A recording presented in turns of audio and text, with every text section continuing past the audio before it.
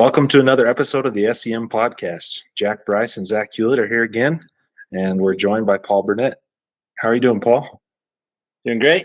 It's good to be here. Where are you calling from tonight? I live in Highland, Utah right now. So Highland, Utah. Very nice. Some of our listeners will know where that's at. For sure. Yep. A couple of people close. Very good.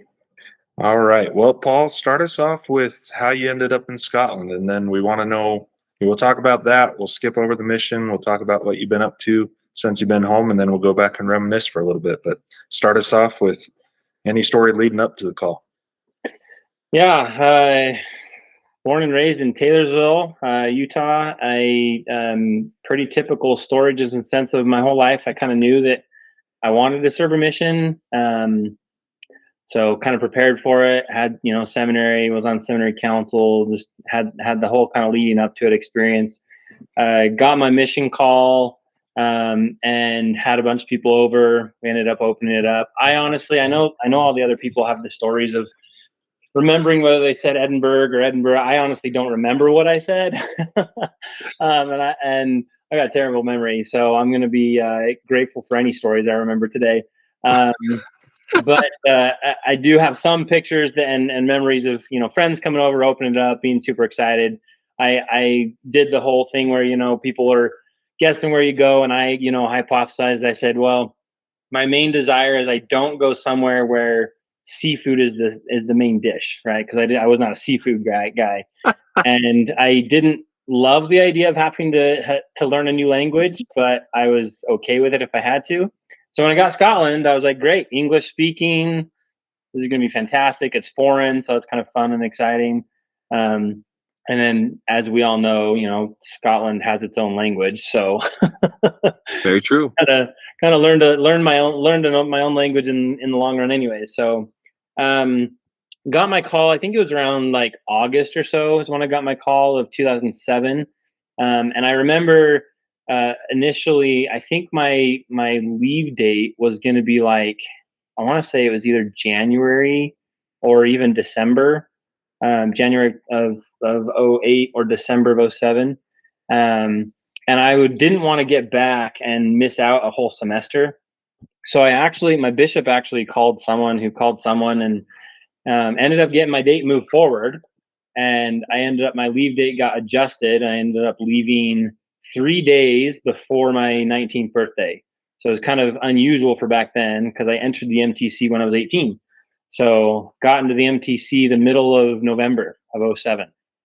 So wow, that's awesome. Yeah. So what have you been up to since you got home, since the latter part of 09? Yeah. So got home, went pretty much straight to school. I went to SEU down in Cedar City, Utah. Had a good time there. Met my wife down there. We lived across the grass, so to say. That we had two duplexes that we lived across from each other. Nice. Met each other that way. In fact, so funny story with that one. I had lived in the dorms my first semester, right next to campus, right out of back from mission. Wanted to just be close, and then went home for the summer. Came back in the fall, and I moved in with some people that I had known in the dorms. They had been living there all summer. They knew everyone. They were all friends.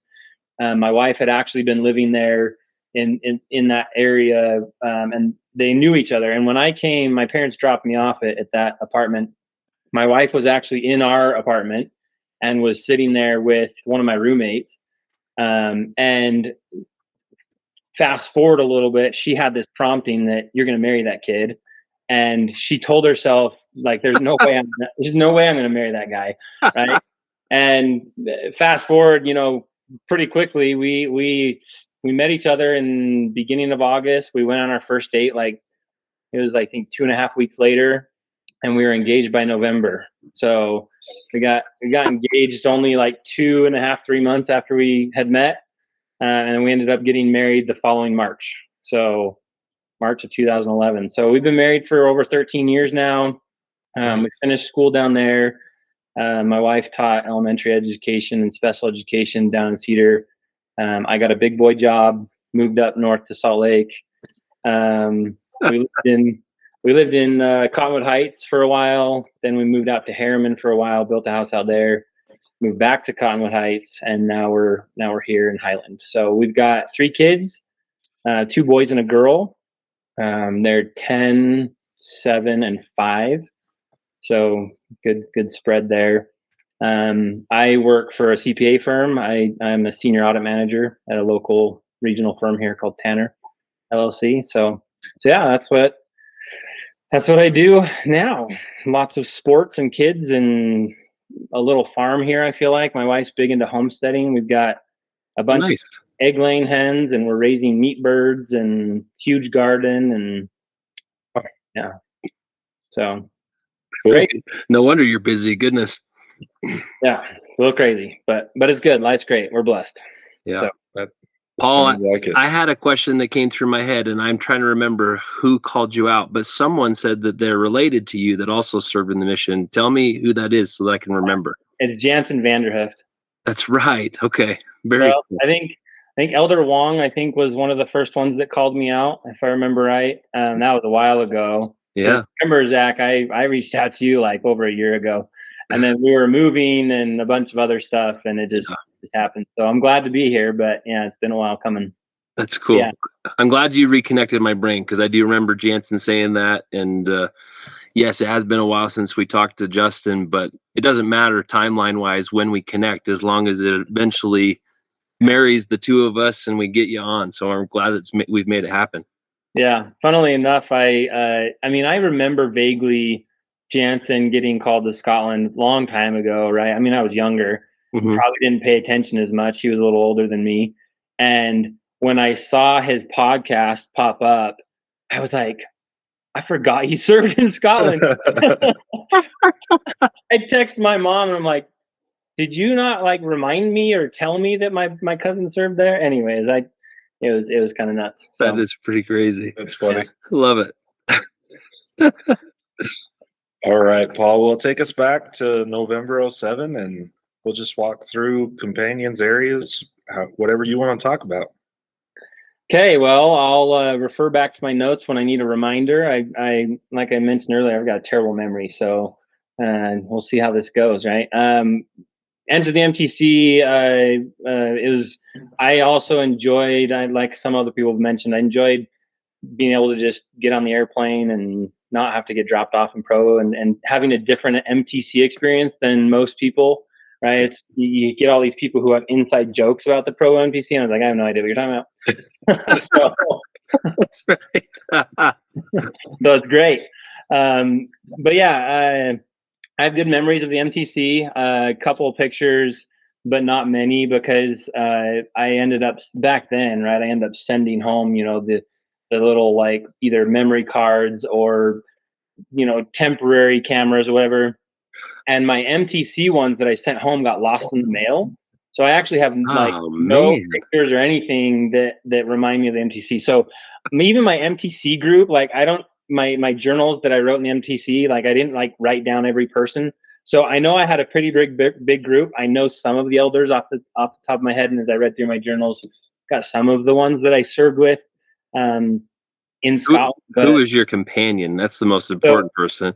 Peter Hull. He was from England. He went to the England Mission. Okay. He was from England. Now that I think about that, maybe I can't remember now. Peter Hull, though, he was my MTC companion. He didn't go to Scotland. So if you're in Paul's group and you got pictures you want to share, hit us up and we'll get you guys connected. That's right. Yeah, absolutely. Yeah. Share some MTC pictures. That'd be great. Some good memories there. But yeah, good time. I mean, I remember great teachers.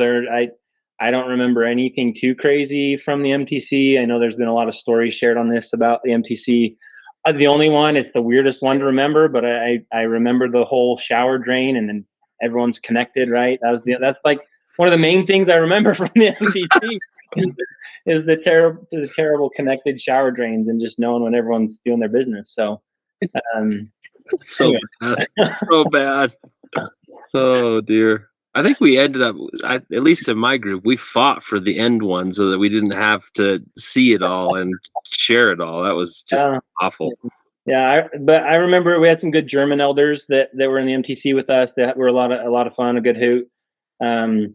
And I do remember when we left, we had a pretty musical group, and we had all gotten in the stairwell and sang "God be with you till we meet again" in the stairwell with the echo, and it was just pretty sweet. Good Cool. memory there. So yeah, MTC was great. I think we took the train up to Mission Home. I don't remember any crazy stories of assistants or people picking us up and pulling pranks like other people. So either I blocked it out because I thought it was stupid and not true, or I just don't remember it. So jokes on them. It is a whirlwind of a moment. I can assure you that not many of us remember all the details of what we did that first day or two in Edinburgh. Yeah. I do remember being in the mission home, being up in that upper room, and everyone kind of sleeping in that. We didn't get any fun, cool Airbnbs to the side and whatnot. So just all crammed together. I remember, I think it was a spaghetti dinner that Sister Frederick fed us. So some good food. When you guys Yeah. slept upstairs, did you sleep on the floor? Yeah, we all just slept on the floor, if I remember right. Rough. So That is rough. it was like a big sleepover, if I remember. That's what I remember off the top of my head. Someone correct me in my group if I'm remembering wrong. So You're Yeah. probably right. I would have thought they would have got like cots or something, like make it a little bit more comfortable. No, let's just sleep on this office pile carpet and yep, see how you guys feel in the morning. that's about how it was. So Man, I would not have been happy a camper if that happened to me. I was used to growing up. We used to go on road trips, and we used to cram into a hotel room, and the kids would sleep on the floor, and my parents were on a bed. So I was used to it. So Good on you. First companion was Elder Golding. He was my trainer. I got my handy dandy preach my gospel with all of my notes over here. Oh look, there you go. Let me correct you. Or correct myself. Elder Scholl, not Hole, was my Scholl. SHU. Yeah. Correct. Nice. See, even that I didn't remember. Elder Golding was my first companion. He was my trainer. He was pretty young. He was training me. He'd only been out for, I want to say, 3 months. So he's a pretty young trainer. Great guy. Elder Golding was just his laugh was infectious. He was this, skinny Englishman who just had this very dynamic, shook when he laughed. It was just hilarious, and I loved him. Great guy. I feel like it helped me know that, he was in the sense kind of learning too, right? Because he was still pretty young in his mission. So we kind of worked together, and we're kind of learning together. And I'm sure I was a pain in the butt sometimes, and coming from Utah and meeting the English missionary, and probably was prideful at times and whatnot. But we had a great time. I mean, throughout, as I go through my companions, I don't really have any companions that I feel like I hated, or that I had like fights with. Like, there was disagreements. There were times where I wrote in my journal, I'm just like frustrated with them or whatever. But overall, like, I have great memories of all my companions and positive feelings. So it wasn't until I got into my journal reading that I was like, oh, I probably didn't like him in the moment as much as I remember. But we always work through our differences, right? I recognize, hey, this is like, I always got taught, while you're on your mission, you're going to be basically preparing to live with a companion in the future for the long term, and you got to kind of work through. You can't just ignore each other and hate life for 6 or more weeks at a time. So I always tried to work through it. We always tried to, I oftentimes throughout my journal, I was rereading through them, and I oftentimes would just focus on service. And I would just say, if I'm frustrated, I would just serve them, or either make them food or clean something or whatever. So I feel like that often helped. So yeah, very, very good. So where did you serve? What was your first area? So first area was up in Aberdeen. I was in the Bridge of Dawn. We opened a new area. So let alone young missionaries, we opened Bridge of Dawn 3 area is what I had written down. So there was a number of us up there, but I was there in Bridge of Dawn 3 for 4 months. It's kind of odd. I was in Aberdeen for 6 months total. I was there for 3 of it with Elder Golding, and then I got to Elder Slater And then 1 month with Elder Slater, the zone leaders randomly came over, told us, and said we were switching with them to Aberdeen, and they were taking Bridge of Dawn. So like mid moves, we switched areas. So it was kind of an odd thing because they took our investigators. We had to switch flats and switch investigators, and it's kind of an interesting situation. But when we backing up, I guess when we got there, because it was a new area, we actually didn't have our own flat. We lived with the zone leaders for it was like 3 weeks. We lived with them. We were with Elder Johnson and Elder Halford. Lived with them for a little while, which was kind of nice, right? Because we had zone leaders there teaching too, and kind of had for 3 weeks. I basically had like 3 trainers, right? In a sense. Yeah. We moved into our own flat in January 1st. Actually, it was New Year's Day. We moved into our new flat. Opened up that new one. I'm trying to think of what else. Aberdeen. We had a lot of great members there that we had. There was 2 younger kind of women who were preparing more for missions and wanting to go. Laura, Holly, Nickel. There was some members called the Veets. They were from Texas. He was in like the oil industry. Had a little girl that was fun to go with. We were really close with the Gilmores and their family. Matt was just getting ready to go on his mission when he ended up going to France, right? Great time with the Gilmores. We spent Christmas there at the Gilmores' house, so it was a really, really good time at their house. Let's see. They're a fun family for sure. They are. I mean, I'm jumping ahead a little bit, but so the Gilmore family, I mean, you guys probably know Brother Gilmore ended up passing away, right? So I was there, and he was still alive and well and doing great. And it was only, I think I wrote it down in my notes later, but I think it was only like, I don't know, 4 months later, and I got news that he had died. Wow. Crazy story, right? They just kind of told us. Some of the Gilmores had reached out to me since we were close and just said, that he went into the hospital, and 5 days later he was gone. So it was kind of crazy and fast, and super, super sad. Yeah. But their family pushed through it, and kind of persevered. So it's great family, really good kids. As I don't know if you know this, right, but some of their kids are here in the States. Yep. Like 3 of them, right? But Bethany Gilmore used to come out on joint teaches with us quite a bit and was super into missionary work. And That's awesome. but she's you guys know the poopery spray? Oh yeah. She's the poopery spray advertised girl, right? So Yeah. that's her claim to fame, at least that most people know her for, other than those people on the mission. So I knew Bethany really well because I was in the Aberdeen zone leader area for 6 months at the end of my mission. So I knew Bethany well, and she came over to the U.S. and we hung out after one of the mission reunions. It was just kind of a random coincidence, but it was always good to catch up with her. She's awesome.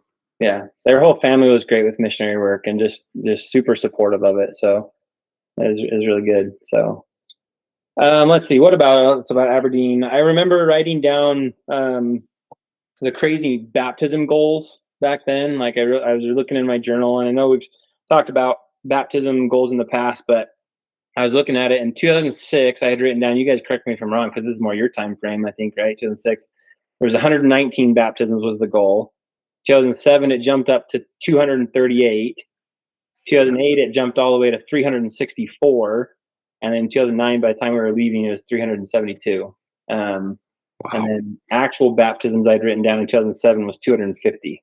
So anyway, some crazy numbers. I just remember a lot of baptism push, right? There was a big push to just, invite everyone to be baptized. Well, we'll get into hammer time later, but I know that's a big topic. Because I definitely lived through hammer time. I'm sure you did. My gosh. So we'll get to hammer time later, but we taught a lot of people, typical Scotland. There was a lot of people who had substance abuse issues and smoking that, you feel like you're always going to an AA meeting when you're teaching investigators and helping them through. And I've got lots of memories of that. And I'll get to this in later areas, but yeah, there was times, throwing out booze, smashing cigarettes, right? Just tons crazy things. But yeah, let's see. That was more about Alan Slater as a companion. Yeah, I was actually just going to bring up, because I listened to his podcast a little bit ago, and he was bringing up the story about a guy coming into one of our teaches, waving a gun. I don't know if you remember that story. Oh yeah. And I was like, when I listened to his podcast, I was like, I am not remembering this. Like, this is not ringing a bell. And then I was trying to find it in my journal when I was reading through my journals again, and I found the story from my viewpoint. And Wow. this guy had brought in a gun, but it was a BB gun. So I mean, it was still could be dangerous at close range, right? But it wasn't like a real gun. Sure. But the investigator they were teaching, she was hilarious. She had called Elder Golding was, oh shoot, what was his name? She had nicknames for us. I was Daryl. Symbol. No, it wasn't even. It was like real nicknames. Oh. I was Simba to her, and he was Harry Potter, because he kind of had a Harry Potter look to him. So we tried to get her to call us by Elder Burnett and Elder Golding, and it just never flew with her. So, but yeah, so she tried to take this gun away from, I think it was a boyfriend or something, ends up putting it in her pocket. And then we're all kind of like, okay, the danger's at least a little bit subsided, but then she was getting mad at him and then ended up giving him the gun back. And we're all just kind of like, what the heck's going on? And I wrote in my journal that we didn't stay and stick it through the lesson, like Elder Slater said we did. I said, hey, we're going to go. I don't know if I said it, but we said we're going to go, because we had a member with us too, if I recall. So it was it was a little crazy from what I wrote in my journal, but not quite as bad as Elder Slater made it sound. So we have to come back to it. How did you get the nickname Simba? Well, I've got super blonde hair, and I'm a big Disney fan.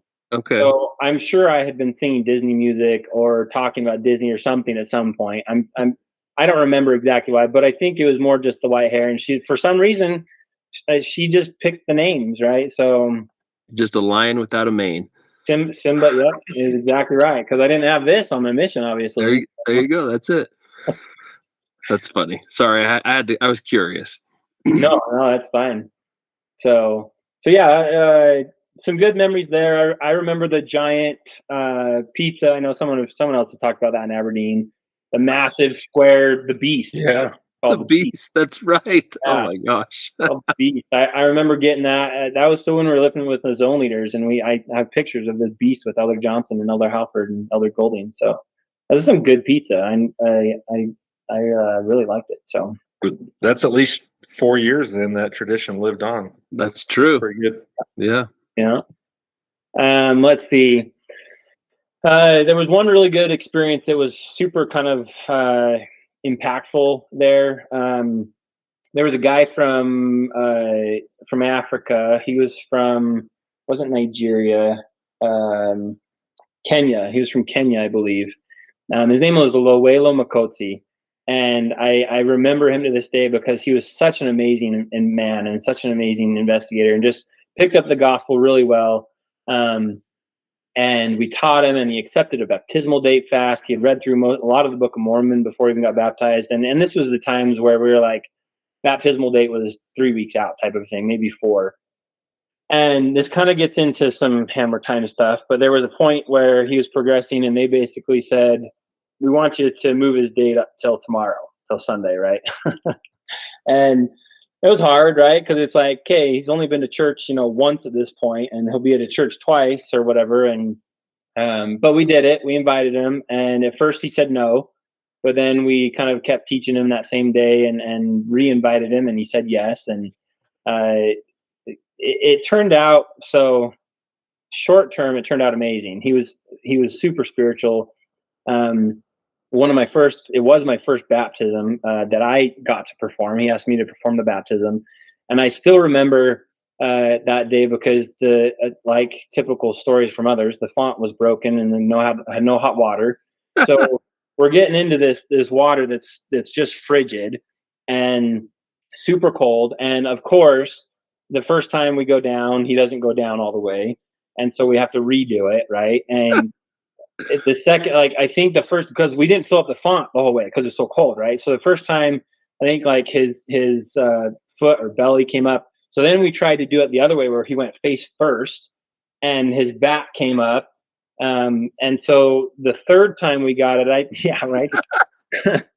The third time though, it was an amazing experience because I remember the third time, and I even to this day remember that it was just that amazing feeling where the spirit just takes over and like everything just felt warm, right? And the first time, and even Luelo commented on it, and we went in after the baptism and we were in the changing room, and he was in his own stall, and it was the coolest thing. I just hear him go, yes, and he was just so excited, right?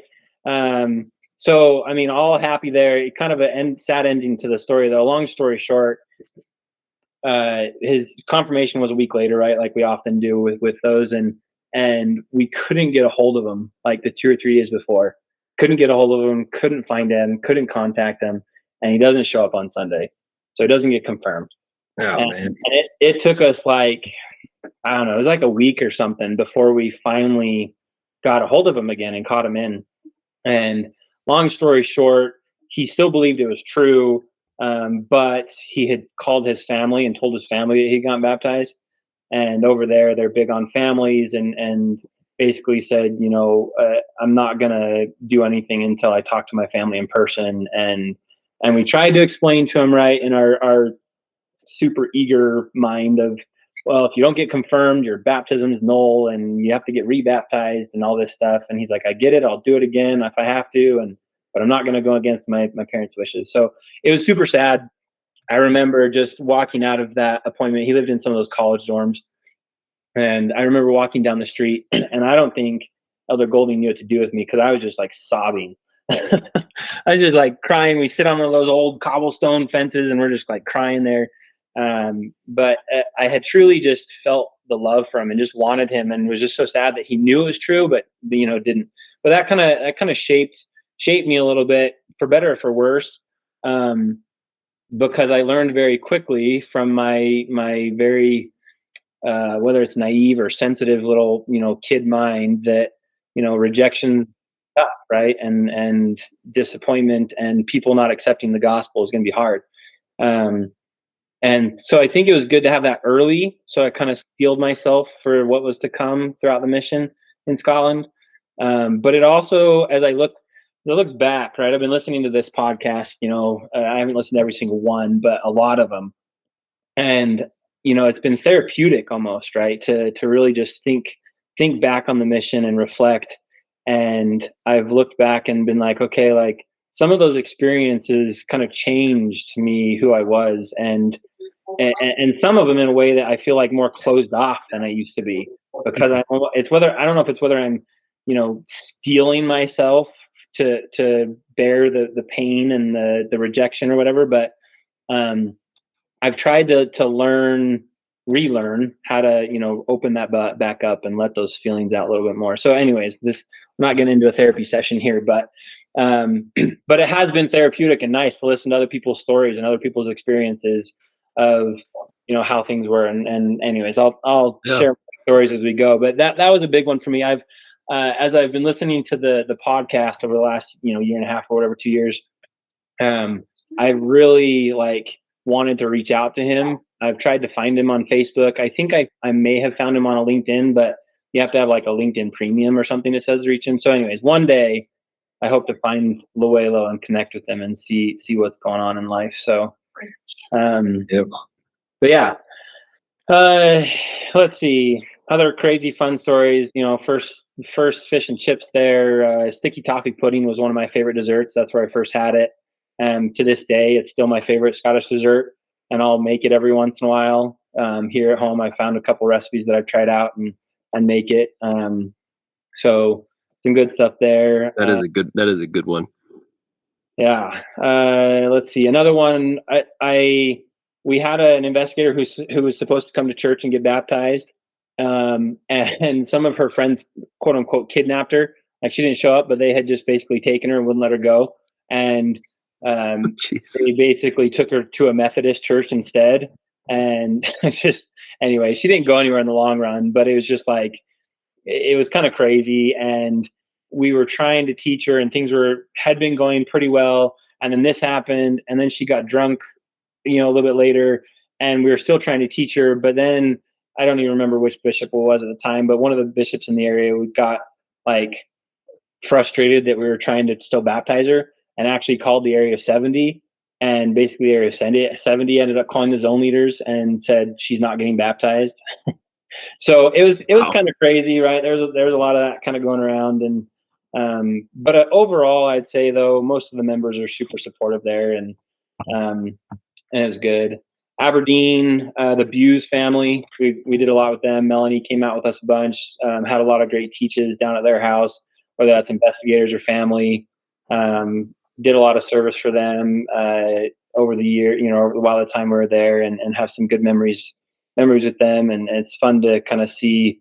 I know I see Melanie on Facebook every once in a while. I don't get on Facebook very often, but just that, sounds like she's doing really well, and it's just exciting to see that. So Yeah, agreed. They're a great family. So yeah, so that Elder Slater, I guess to kind of sum up, I've got good memories of Elder Slater. Obviously, he's a huge soccer guy. I think he's been on. Obviously, he told that story. He's a big soccer guy. So I remember, our flat at one point was probably only half a mile or so from one of the stadiums, and you could hear the roars every once in a while. And so he was a big soccer guy, and I love soccer too. So we connected well there. Nice. Yeah, great memories of Elder Slater. He's a great guy. So cool. Let's see. So I 6 months in Aberdeen in total, between Bridgerton and Aberdeen. Then I got called to Ayr. Moved down to Ayr. Got called to be the district leader down there. I was only there for 6 weeks, so we had only a short memories there. Bishop Gilardi down there with his bakery was awesome. Good memories of getting some food there. Super random that just came to me, but I don't drink caffeine, and I hadn't, whether it was because I played basketball and sports growing up, and I knew just caffeine was going to, not great for me at the time, or whether, whatever reason, right? But I to this day I know when a drink has caffeine in it. Like, I'll drink it and I'm like, something's off. So for the second time in my life, one of the drinks that we had gotten there had caffeine in it, and I didn't know it was one of the drinks, and I drank just a sip of it, and I was like, nope, this has got caffeine. And so I switched with my companion. But anyways, random story there. But was it Iron Brew? No, it wasn't Iron Brew. That would have been obvious. That would have been way too obvious. I would have been dumb if I knew that or didn't know that had caffeine, because wow. Elder Allen, Drew Allen, who he was in my MTC group, to this day, has Drew been on? He has, yeah. I think I'd listened to his, but he's a big Iron Brew guy. Nice. Loved it. Ayr was great though. Beautiful area. As district leader, right? I got to go down to Stranraer a number of times. Just beautiful country, driving around there. There was a portion, so I'm going to intermittently interject some Hammer Time stuff in there.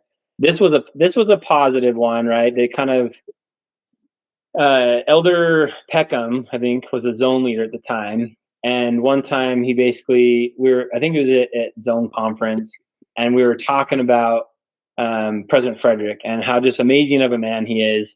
And Elder Peckham, I wrote it down in my journal. He said, if President Frederick said the sky was purple, I would go and start painting it purple. And that was the attitude he had towards following leaders, right? Yeah. And to some extent, right? I was like, okay, like that's a lot of faith to have in your priesthood leader, and I respect that, and I love it, and I really, it's true. President Frederick was a super faithful man, and the reason why I bring that one up is just because I feel like Hammer Time. I personally, I wasn't there with whoever introduced it in the beginning, right? I feel like President Frederick was not behind Hammer Time as we know it.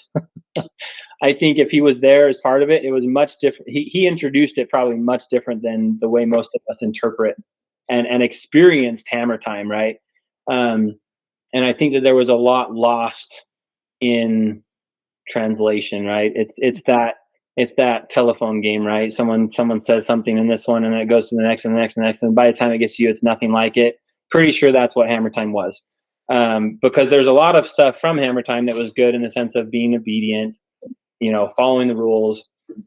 But then you get into the craziness of, pink ties, and you can't listen to that music because it's not, Motabs or whatever. Even if it's, EFY or good music that was spiritual and uplifting, you still couldn't do it. Yeah. Anyways, but that was a positive from Elder Peckham, right? And I liked that quote. Have you listened to Roy's podcast? I don't think I have. I'm going to challenge you right now, Paul, to go back and listen to it, because that conversation was pretty epic, and he made a pretty amazing apology for his actions during Hammer Time. So Okay. go listen to that one. Okay. All right. I think you'll enjoy it. I've tried to listen to everyone that I knew, and I may have missed some. There's a lot. You're good. Some that don't, but I've probably listened to over 2/3 of them though. So I'll have to go find his and re-listen to it if I did listen to it. But okay. Who was your companion in Air? Oh yeah. Elder Brownlow. So I had Elder Brownlow.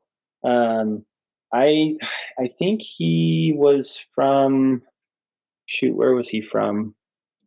Idaho? I think he was from Idaho. Elder Brownlow was.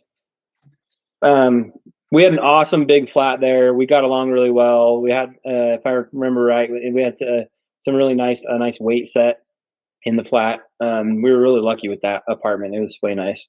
But yeah, good times there.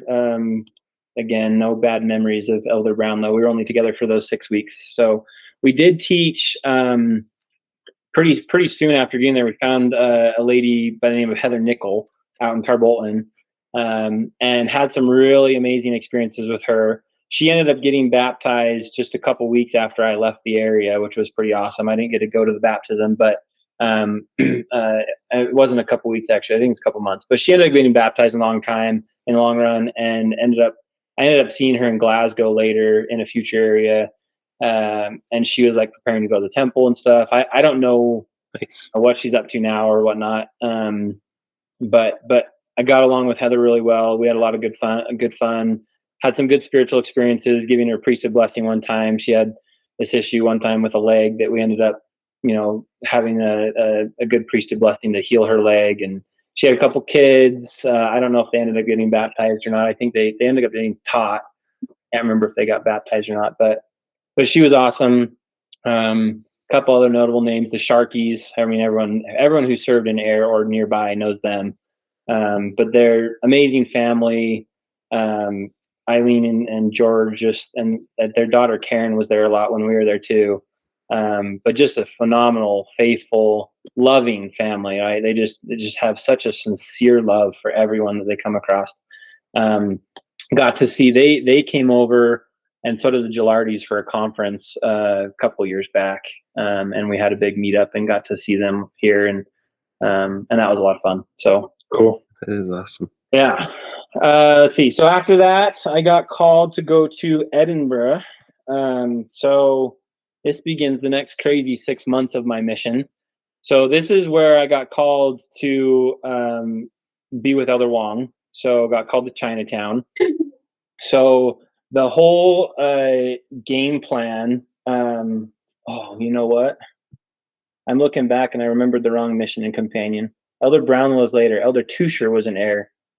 Elder Tusher was from Idaho. I remembered the right place. Elder Tusher. See, this is why I have notes. Sorry, Elder Brownlow and Elder Tusher. Got you mixed up in areas. It's an open book test. There you go. Exactly. Elder Tusher was in Air. Yeah. So then I did go with Elder Wong. So the game plan with Elder Wong, and he kind of talked about it, but not much.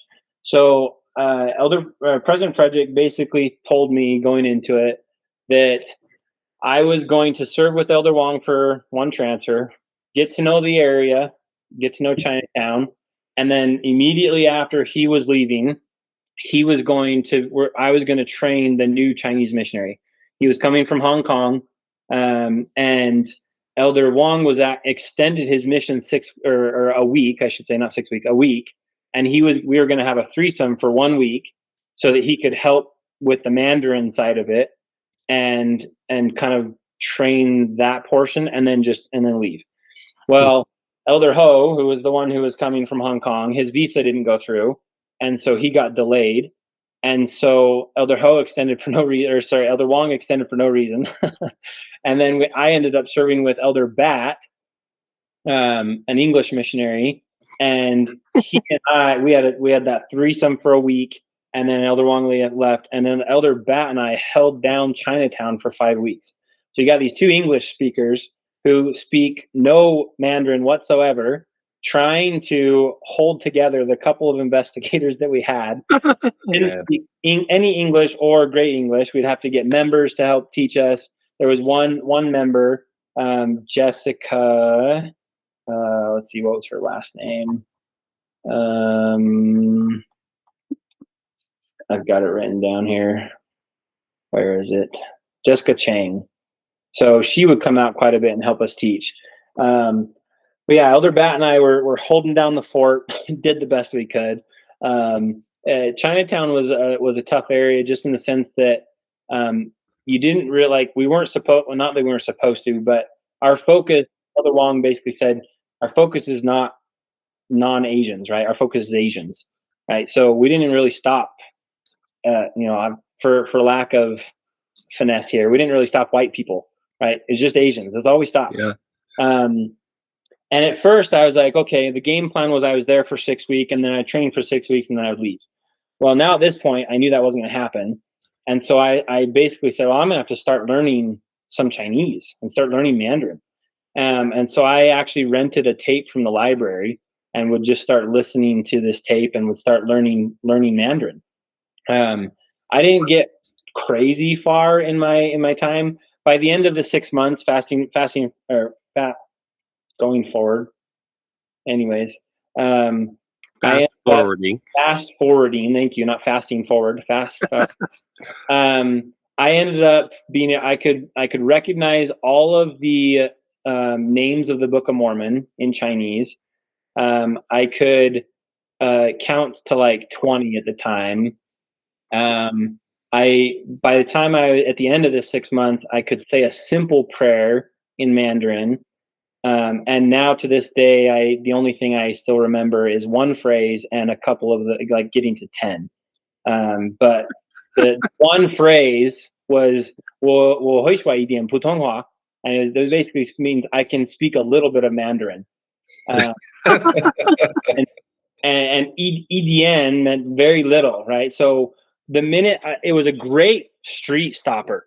You get this blonde, white-haired boy stopping some Asian guy, and I start just saying that phrase, and they just get these big eyes, and they're just like, "Oh my gosh, he speaks Mandarin," and they would just start going at me. And a lot of times, Elder Wong and we would be on separate sides of the street stopping people, so we could still see each other, but stopping more, right? And I remember this one time, this lady just started getting super excited, and I said, EDN, only a little bit, and I said, Elder Wong, get over here, and I would just be calling him over all the time. But awesome. it was an interesting experience serving in the Chinatown, because most of the lessons, 95% of them were in Mandarin. So I didn't really participate in the actual teaching while I was in that area, which was very unusual. But it was interesting because I was able to sit back and watch and listen and feel, right? And so I remember a lot of teaches where, even though I couldn't understand the words, right, I had an idea, of course, because we planned the lessons together. We would get to a certain point in the lesson, and I would know that he was talking about the first vision, right? And you could just feel the spirit fill the room. And it was really, really kind of a neat experience. Hard not being able to really teach a lot, not really being able to talk in your own native tongue to investigators. But still kind of a fun experience. So anyways, Elder Bat was only there for the 6 weeks. Elder Ho came in, and at the same time, we actually had Elder Chung, I think was his name. He wasn't my companion, but Elder Patel trained Elder Chung. I trained Elder Ho, because originally, again, Elder Ho was supposed to be there for 6 weeks, and then he was just going to train Elder Chung. And they were going to be the two Chinese-speaking missionaries. So we ended up all being in the same flat. We moved into a new flat. So backing up, sorry, I'm thinking of things while we go. So you're doing great. Coming back to me. Elder Wong and I and Elder Bat, we lived in this dingy old apartment right by Princess Street. It was like one street away. Like you could walk out, go 50 feet, and we could see the castle. So it's super interesting because we were like right above or by a bar, and so it was like loud all the time, but amazing to be so close and whatnot. But anyway, so we moved to this big flat, had all four of us in it, which was super nice because Elder Patel and I could chat and could talk together because it was the first time I had trained. I think it was the first time he had trained too. But we were able to kind of chat together and sometimes get out our frustrations about training with each other, which was kind of nice to vent to each other. But Elder Ho is a great guy. He and I actually met up once. I think he came over to the States and we met up for something. I think he works for the church now, or he did the last time I had talked to him. But he still lives in Hong Kong?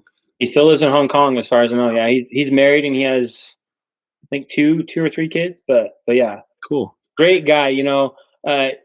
Training was hard, not only because it's your training, but also I was training a Chinese-speaking missionary, right? So I couldn't give a ton of feedback because, like, in a lesson, because I didn't know what he was saying. Yeah. But as I reflect back on my time with him, and as I was reading through my journals, even though I was probably too hard of a trainer at times, I realized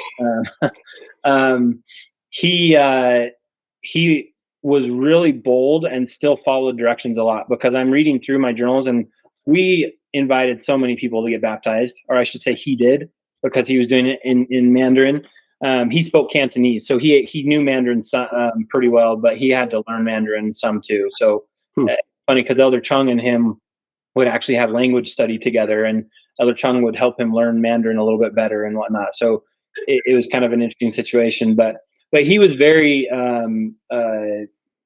willing and to follow directions, and we scheduled so many people for baptism, I feel like, together. But yeah, so good times there. Loved both of them. We had a lot of fun. Loved being around Elder Patel. He and I ended up getting to serve together later. I'll get to that, but Elder Patel and I had a really good bond and friendship.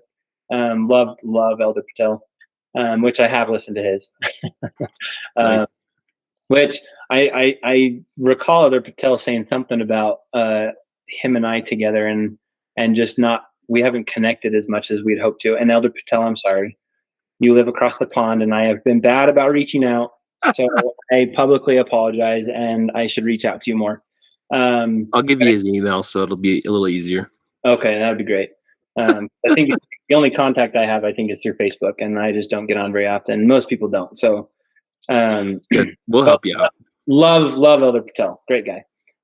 So yeah, after 6 weeks there with Elder Ho, President Frederick asked me to take Elder Ho and go open a Chinatown in Glasgow. So he and I, that was our responsibility. It was amazing. I didn't remember this until I read through my journals. But President Frederick had actually pulled me aside before moves, before he even decided to do this, and had kind of just talked to me about what his thoughts are. And he's like, here's what I'm thinking of doing. Right. And he's like, I don't know if it's the right move, but here's what I'm thinking about it. And so I don't remember the conversation much, other than in the end, he basically came back and said, this is what the Lord's told me to do. And I need you to stick around in Chinatown for a little longer. So we ended up moving there. There's a really awesome family who is from I think they're from Hong Kong itself, but it's the Cho family in Glasgow, which was significant help because they were way willing to do member missionary work and to help with the Chinese. I think they were excited that there would be more Chinese speaking people. They spoke great English too. But I think they were excited to have more of that there. So we ended up teaching quite a few people there. We ended up baptizing the Cho's nephew. His name was Jackie. I don't know where he's at now. It'd be kind of fun to see if I should ask Elder Ho if he knows what's going on in his life. But we ended up teaching Jackie. He ended up getting baptized. It was pretty amazing. There was a bunch of other people. I remember there was a lady out in Motherwell that we would travel out to go to. She had 2 kids, and she did awesome. I think she and her kids ended up getting baptized later. I wasn't there, obviously. I was only there for 6 weeks, so I didn't see them get baptized, but I'm pretty sure they got baptized. But yeah, interesting area again. Only talking to Chinese people, right? So I have multiple times in my journal where I just wrote like I miss talking with other, like English speaking people. Sure. A couple moments that were a little lonely, right? But It's a little surprising that they didn't let you just GQ or talk to people and then plug them into where they might have associated with other missionaries. well, and we could do that, right? But that wasn't the focus, right? So I do have a couple of notes written where we did stop a few people, and even in Edinburgh we did this too. And it was hard because you find this amazing person and you're like, I want to teach them, but we have to pass them over. Yeah. So there was a lot of those. We did stop some. It's not like we didn't talk to any, but our focus was, oh, there's a Chinese person. Let's go talk to them, right? Yeah, for sure. So it was good. We definitely started getting the fire there and had a lot of people. I think, oh man, I don't know if I wrote down the number. I remember reading it in my journal, but there was a time where I think we had 10 people at church just for us, like the Chinese speaking people. That's amazing. And so, I mean, it was kind of fun because the Chinese culture, like a lot of them don't come from a Christian background. And I think that it was new. It was something exciting. But fast forward, what 15, 18 years, whatever we're at now, at the last mission reunion, they were talking about the Chinese area in Glasgow and how it's grown, and that they've actually now opened a branch in Glasgow for Chinese speaking. Wow. And I think if I heard them right, they said they have 14 people that just got baptized in 2024 already. Awesome. That's so cool. I mean, I definitely don't attribute it to me because I didn't speak the language. If anything, it was Elder Ho. But I mean, he and I were there and opened that area, and it was just kind of fun to kind of hear that move, what President Frederick was inspired to do, really like significantly has impacted that area. So it was kind of fun. Yeah, you planted the flag, and then everything was built around it. Which that's a pretty big deal to be able to go backwards and say, well, I started that. Yeah, I mean, you did start it, Paul. Take credit. Come on. See, here's the theme that we'll get into with Hammer Time. Like pride was a big thing during Hammer Time, right? And I feel like there's a lot of, this is the therapeutic side of it. There's a lot of like, pride discussions, even in Aberdeen. I skipped over that story a little bit, but there was a time where I got ripped into by some zone leaders. I won't call out their names, but why not? Call them out.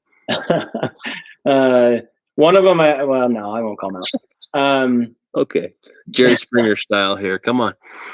I mean, there was good parts and bad to it. I say that because at the time, right, and whether I was being prideful or not, I don't know, right? I didn't feel like I had been that prideful, right? But they ripped into me like I had like offended the world. And I just don't feel like it was done with as much love as could have been done. But it led to a very spiritual experience because I was super down, and they pulled my companion in, of course, at the time, and then I went and got a separate room, and I bawled, right, and it was I was never really homesick on my mission. I had been away from home. I had done a international basketball tournament in Australia before my mission and had spent time away from home. And so, I mean, I missed my family, but I was never really homesick. But in that moment, in Aberdeen, it was one of those moments that I just, I'm going to start crying here telling the story. Sorry. I really wanted a hug from my mom. Because my mom and I used to stay up and talk every once in a while. Anyways, really wanted a hug. And I basically just got on my knees and I prayed. And I said, Heavenly Father, I don't have my mom here. I need a hug. And I just felt the Lord wrap me in his arms. And it was a really tender moment, just that I knew God knew what I was going through. And I knew he loved me. So yeah, big memorable moment for me, and spiritually. So Hammer Time led to that. The bitter and the sweet. Wow. But anyway, so yeah. Anyways, I don't remember what I was talking about in Glasgow. But yeah, pride. That was where it came from. Pride. That's right. I got told multiple times on my mission that I was being prideful, for better or for worse. So yeah, Glasgow, Hammer Time. I remember, speaking of Hammer Time, I had some zone leaders come in and rebuke me for reading the Old Testament front to back. I was trying to read through it, and I was making like a genealogy notes of like the timeline, because I wanted to be like, okay, well, where's this timeline, right? Compared to Adam, like who lived at the same time as this and this and this, and I had this whole thing going. And then I came in and got rebuked and told that I should only be studying for my investigators and that I shouldn't be doing that. And it was really hard at that time because I'm like, I'm studying the scriptures, like I'm learning and I'm excited about it. But so that stuck out to me. I was really frustrated with that. I thought it was really stupid at the time, but it is what it is. If I've remembered it, but I mean, it's like I've moved on. It's not like I hold grudges against whoever the zoners were that told me that. I think I remember who they were. I don't remember honestly. So yeah. What an interesting antidote, though. Let's not encourage our missionaries to study the scriptures, especially those that most of the people that we are going to interact with are familiar with. How about that? Yeah. My gosh, that's crazy. So, took my driver's license test in Glasgow. Took my first lessons and driver's license all in Glasgow in that 6-week period. Passed it the first time, which was great. Didn't have to deal with it again, so that was fun. There was a Hong Kong pastry place in Glasgow that is like the best Hong Kong pastries that I've ever had.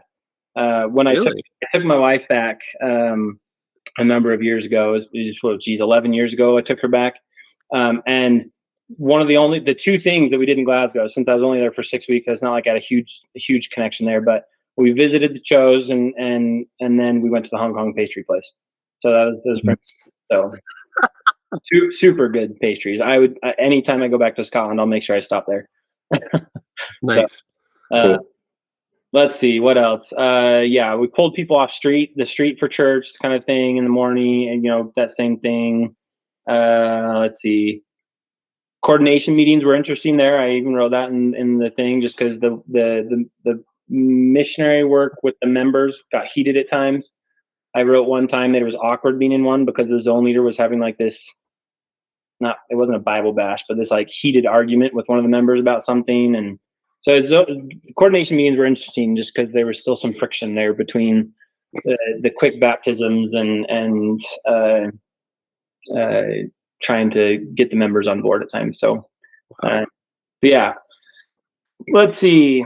I got a car for 3 days there. They said, hey, there's some elders who don't have a license, so we're going to give you a car. They gave it to us for 3 days and then they took it away. I don't know why, but they took it away. So we got all excited and then we went back to buses and walking. So that was kind of a bummer. That's crazy. Yeah. Let's see. So yeah, that was my time with Elder Ho in Chinatown. So super crazy experiences there in Chinatown, but a lot of fun, a lot of good memories, a lot of great companions with that, and just kind of learning and having a very different experience than I expected to have, serving a quarter of my mission teaching Chinese people. So yeah, that's unique. Yeah. So yeah, Glasgow. After Glasgow, I got called to Dundee to be a zone leader. Got called to be a zone leader with Elder Patel. So this was a great time. He and I were super stoked. Got up there. Let's see, was it right before Christmas? Yeah, it was right before Christmas. Beginning of December, got up there. So this is the time where, as I'm sure many of you experienced, my journal entries became very sporadic. I remember I had a journal entry that was, I'm on the train up to Dundee, and then the next journal entry was, it's been 3 weeks. It's been hard as a zone leader. It's been a lot of crazy stress, but I'll try and catch up, right? I had a lot of that once I became a leader because I was just trying to catch up all the time and just remember the highlights. But Christmas there in Dundee was great. We had all the missionaries come to the church and have breakfast, open presents, which was fun. I had a lot of trial and error in the zone leader zone. Like I think about this one with Hammer Time too, and I'm sure a lot of people there had similar things. But I wrote in my journal, there's just a lot of trial and error when it came to this. I was like, what's going to work? Trying to figure out my own leadership style, right? Being a zone leader was way different than, being like a priest quorum teacher leader or deacons, or whatever, right? Way different. When you're leading, all these missionaries in a zone. And I just remember I wrote, and I remember just thinking, I don't want to be like some of the other leaders I've had, and I want to lead with love. But then having this struggle because we're getting all this pressure from the assistants to get these numbers, and I was in one of the time frames of Hammer Time where we were calling people, twice a day to check in, and it was just I hated it. And Elder Patel and I think both we had a lot of conversations about this. It was just really hard because it didn't feel loving, and it didn't feel like the right way to really it was micromanaging, right? Like I'm in the business world, right? And you get into this micromanaging thing, and micromanaging never works. Right? I mean, maybe for a very short stint, but in the long run, all it does is it just creates resentment, and it's not love. So it was really hard. It was tough to find that balance of how do we do this. And I wrote down one time that I can't remember if it was Elder Patel and I, but at one point we had the assistants or someone come in and basically kind of rebuke us for saying yes and then not getting stuff done. Because there was a lot of times, right? It was like, hey, we want you to go, baptize X many people or invite this many people to be baptized. And sometimes it was like in the next hour. And it's just like, guys, like we will do our best. And then we would get rebuked for not hitting it or for not just positively saying yes. And so there were times like that at Hammer Time that were hard. And I look back and just go, man, I wish I would have been more confident to just be like, hey, this isn't right? Like we need to do this differently. I think about if I was in that situation now, it'd be way different, right? Because we've now got many, many more years of experience and insight and, wisdom, so to say, if you can call it that, now that we're getting older. But I wish it's not that I regret it, but I do wish that I would have pushed back a little bit more in a loving way, not in a rebellious way. But again, that gets back to the whole Elder Peckham thing, right? Of this whole, just do what your leader's saying, you'll be blessed kind of thing. And I get that. And I've heard that before my mission, and I followed that a lot of times before my mission, right? Even when I was 16, this is not mission related, I guess, but I'm going to share the story anyways. But I was the kind of kid that I was like so focused on being obedient that, the For Strength of Youth pamphlet said, don't date before you're 16, right? So my birthday was around Sadie Hawkins' time frame.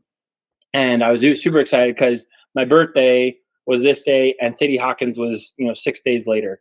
So this girl in our ward had asked me out. I said yes. We went. Or I said yes. We kind of said, great, let's do this. And then 2 weeks later, after she asked me, they moved the date of Sadie Hawkins 1 week forward. And it was one day before my 16th birthday, right?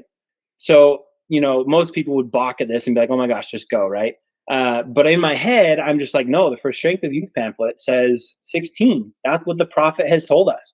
And if I go, I'm going to be disobeying the prophet, right? So I have this battle. I remember this because it's just such a big thing for me at the time. But I would talk to my parents. I went and met with the bishop, and I said, Bishop, I don't know what to do, right? Anyways, he said, you just got to follow the Spirit, right? So anyways, I ended up going to this girl and said, look, I remember who it is. I know her name, but I was like, look, here's the situation. I feel like I shouldn't go. And she was super gracious and was understanding. And I didn't go to Sadie Hawkins because the day before. So anyways, I have this history in my life of just I know that obedience is important. And I know that following leaders is important. But it's also this concept of, well, leaders aren't perfect, right? So there's a difference from following the Lord and listening to the Spirit of what our leaders are telling us.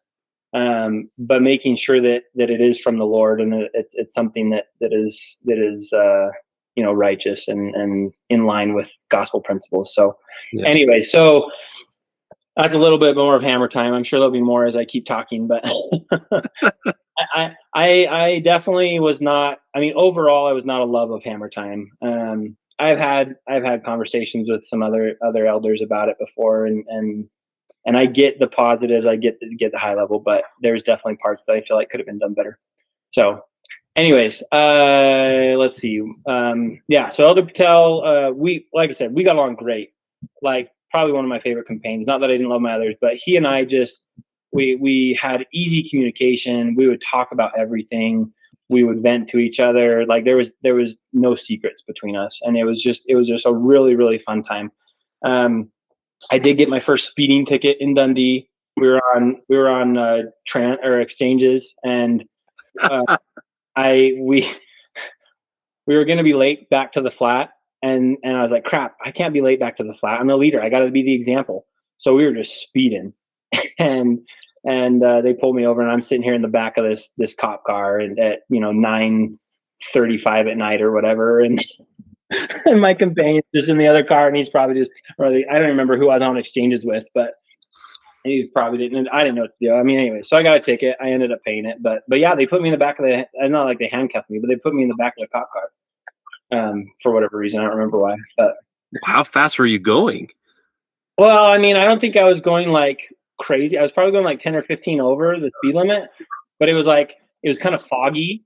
So it was like coming over this rounded hill and foggy. So I'm sure that he thought it was just dangerous. And anyways, it ended up just being a normal speeding ticket, and I just had to pay it, which was whatever. But yeah, I remember I had to like shortchange my food budget that month because I had to pay for my speeding ticket. So Yeah, those tickets were no joke, that's for sure. because I don't feel like we got that big of a budget on food. Like we lived like poor college students. Like I remember eating a lot of rice and curry, or I know I think I've only heard it brought up once or twice before, but Samoans. The Samoans are still. I've had them many times after my mission. I introduced them to my wife, and she's just like, "These are so heavy. Like there's so much. Like they are. They're like 4 meals in one thing." She's like, I can barely get through a half of it, if that, right? I haven't had one for a while, but as I've been listening to the podcasts, I've been like, man, I need to make one again because they're so good. Anyways, let's see. I remember zone leader leading sister missionaries was interesting. I had some experiences where I'm just like, I had never led sisters before in any calling or anything, right? And I think Hammer Time probably played into this. I didn't write a ton about what we said or whatever, but I remember at one point I had written that whatever we did, Elder Patel had said something, and we were making it was Sister Williams and Sister Sheffield, I think, maybe, or Day, I can't remember. I think it's Sheffield. I think it's Williams and Sheffield. Anyways, I think we ended up making them cry, and we didn't know what to do, so we ended up calling Sister Frederick to get advice. And I don't remember how. I'm sure it ended up fine in the long run, but I just remember we were like Elder Patel and I are both kind of more sensitive kind of guys, and just like we were just so worried, right? Because we wanted to lead with love, and I think we were trying to lead with love, but we just expressed it in a different way. And maybe that was like we were talking about numbers and say your numbers are down. Like, how can we help you get this up, right? And I don't know what it was, right? I remember I was reading through, and the next zone leader conference. We had it was just zone conference, and we're doing our interviews with President Frederick, and we have normally they're a little bit longer, but these ones like we had like 30 seconds to a minute long conversation interview, and then President Frederick pulls both of us in and basically says, like, I can't remember exactly what he said, but I wrote it somewhere in my notes, I feel like, but basically he's like, you gotta treat the sisters nicer. Did you make like you basically talked to us about that situation a little bit of like making sure that it was something about I swear I wrote it down, but I'm sure Sister Frederick went straight to President and I'm said, sure. "Hey, I just got this phone call. The sister said that the zone leaders were mean to them." I'm sure that's what it was. But I'm pretty sure he told us like, "Hey, we're the leaders. We need to lead by example. We need to lead with love," kind of a thing.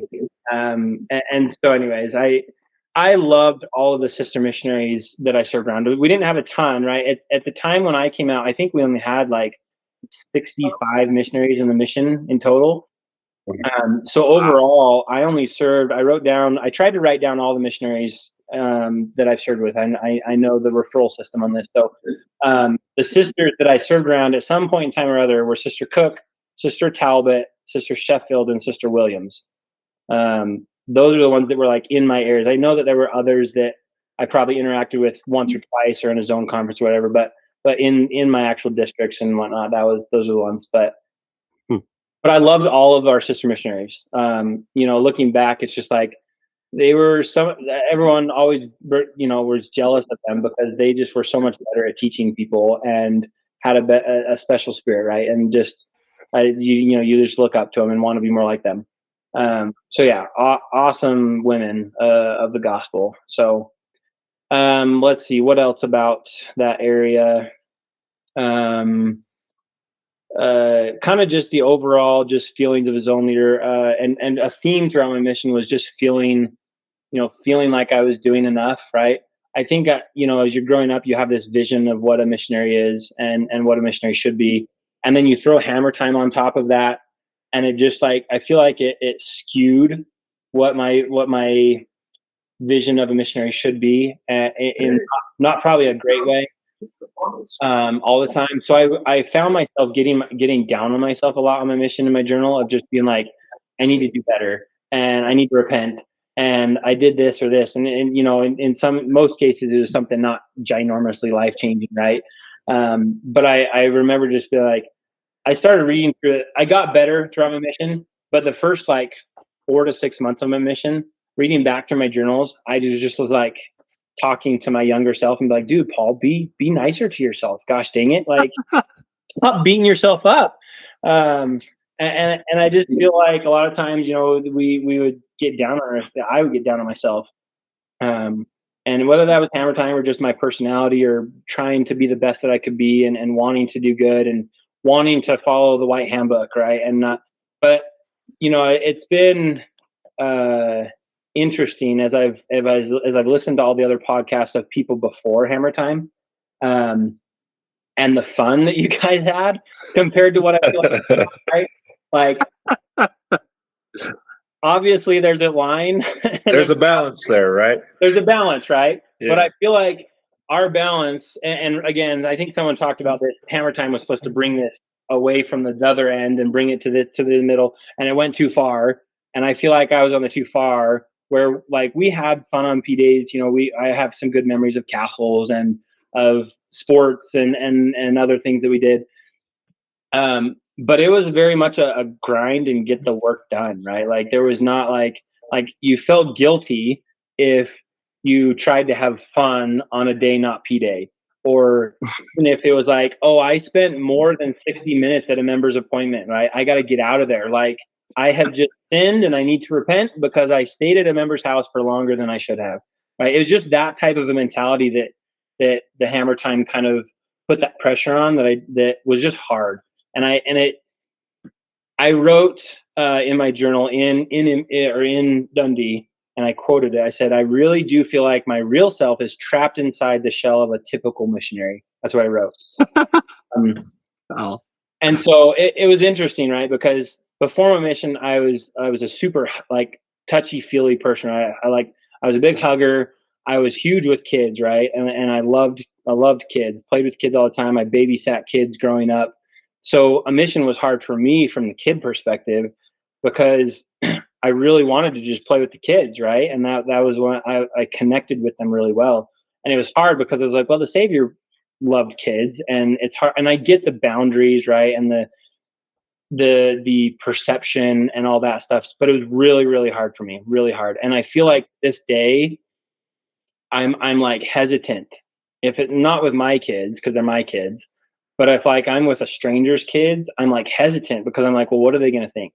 Right. If I tickle them, or if I joke with them, they're going to think I'm crazy and doing something wrong. Right. So I know that part of my mission has stuck with me, and I'm really trying to get away from it because I love kids. I love that part of me, and I kind of am working on getting it back. So anyway, so I'm sure as you've listened to the podcasts of those prior to even our time, you listen to some of the stories, I mean, and you're just like, what in the heck were you doing in some capacities, you know? Right.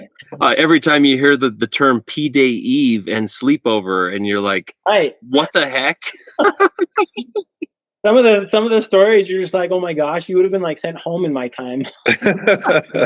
Yes, apparently we were terribly apostate missionaries for our verbotins, as some missionaries have said. Yeah. Again, it's that balance, right? Even now in life, there's a balance, right? There's a time to really just have fun and let loose and not be so like rah, and then there's a time to be serious, right? And it's just finding that balance. But Yeah, agreed. I definitely get jealous a little bit at times that I've listened to the time before Hammer Time to be like, okay, that's the true mission stories right there. Well, So, but consider this, Paul. yeah. Jack and I have talked about this. We have great respect for the missionaries that survived that period of the mission in Hammer Time, because we look back on it and think, if that was the era that we were in, it would have been really, really difficult for us to not have stood up to somebody and said, look, this is not right. You're pushing boundaries that you shouldn't be pushing. And, you know, it would have been a struggle. So I think each era of the mission tends to be the right one for you. Maybe, you know, it's just depends on your personality type, but we commend you for surviving Hammer Time for sure. Thanks. We should get medals or something. You should. Let's get you a knighthood of some sort. Participation award. So There you go. this is super random. You brought this up. You can actually, I'm sure some people know this, you can actually go become a Laird and Lady of Scotland. You know, you go pay $15 and you actually get put on a Laird and Lady of Scotland registry. I didn't know that. You just go on a Groupon. I think it's still on Groupon. Anyways, my wife found it and she's like, dude, should we do this? And anyway, so we did it. So I'm technically a Laird of Scotland right now. So I have a certificate and everything. So anyways, anyone can do it. Just go pay $15 and you become a Laird. I thought you were gonna make a certificate of something and like email it to everybody. Thank you for your time as a Hammer Time missionary. There you go. Yeah, future goals. There you go. Let's see. One funny story. I just remember this back to Edinburgh that I kind of focused on Chinatown. But there was, I think it was Paul Miles. Did any of you serve in Edinburgh? I can't remember. Nope. So you guys were up more north most of your mission, right? Yep. There was 1.5 million missionaries, right, in Edinburgh, and there was, I think it was Brother Miles. If not, it was another member. I can't remember. But he got this carrot cake from some bakery, and it was like the most amazing carrot cake ever. He only gave like one away each week. He would pick a companionship. He's like, you're the chosen companionship this week, right? So it's always this like contest of who's getting the carrot cake this week. And proudly, I'd like to say, Elder Wong and I and Elder Ho and I think there were multiple times where he gave us one on top of someone else because he's like, I just like you guys so much. So, but his like those carrot cakes for me at least were coveted. They were so good. The frosting on them was amazing. Anyways, I just remember the carrot cakes. Do you remember where they were from? Did he tell you? I don't remember the name of it. I wish I did, but they were like a good, like, I don't know, 12 to 14 inches long, 4 inches wide. Like they were big. Like a sheet cake type of thing? And it wasn't even a sheet cake. I'm just talking okay. like just simple. Yeah, just simple. 2 or 3 inches tall. Yeah, it's so good. So good. I do remember with the big errors that I can't remember the name of even if I did remember it, I shouldn't say it. There was a member that a couple of members that would have the whole group of missionaries over. But we always dreaded it because the food was like dodgy. You almost like hoped you didn't get invited type of a thing. Like, anyways, a lot of great members that fed us well and whatnot. But yeah, there was that one, for whatever reason, that one came back to me. If you're a pastry guy, you had to have gone to Fisher and Donaldson's in Dundee for a fudgy donut, right? You brought that up. I heard that another one, and I don't remember the. No way! I really don't. Like, I'm not a big chocolate donut guy though. So if it was chocolatey, no, it's kind of like how would I describe it? It's kind of like an eclair, but in the most perfectly pillowy donut ever. And they Okay. did have a little bit of chocolate on the top, but like it was like a cream filled donut that was just absolutely perfect. Okay. So You have to send me the name of it so I have it for future reference. And you got it. we all go over for the Scotland Temple open house. We can all just go there and get it. So There you go. That's right. We'll just get a huge undertaking and ship them down from Dundee at the temple and hand them out to. there you go. Did you serve here, Fisher and Donaldson's? Here you go. And I'll have to bring over some Hong Kong pastries from Glasgow. So There you go. I love it. that's got to happen. Nice. Since we're on the food topic, really quick, to this day, fish and chips like from Scotland just cannot be beat. Like I get fish and chips, and I try to get fish and chips from places here in the States, and I just cannot find anything even close. Like there's some that are okay and they're pretty good, but yeah, I had one at a training in Tennessee just a couple weeks ago, and I was highly disappointed. It was like a corn dog thickness of breading, and it was just disgusting. So I was like, dude, you guys don't know how to do this. I have two places that it's come close, but it's not nearly as authentic. England at Epcot in Disney World. Okay, we're gonna probably go there next year, so that's good enough. They have fish and chips. It's one of my favorite things. Not too heavy, and I love it. Or you go to either the Three Broomsticks or what's the other place in Harry Potter World? In Harry Potter World at Universal Studios. I got the fish and chips there. It was pretty good. I still think Scotland was better, but I don't disagree. I mean, I like theirs. Yeah. I said okay. close second. There is a place in on Highland Drive. I mean, you're probably familiar with that one over in that area. Over near the rec center that's over there. What's the Lions Rec Center? What is that name of that place?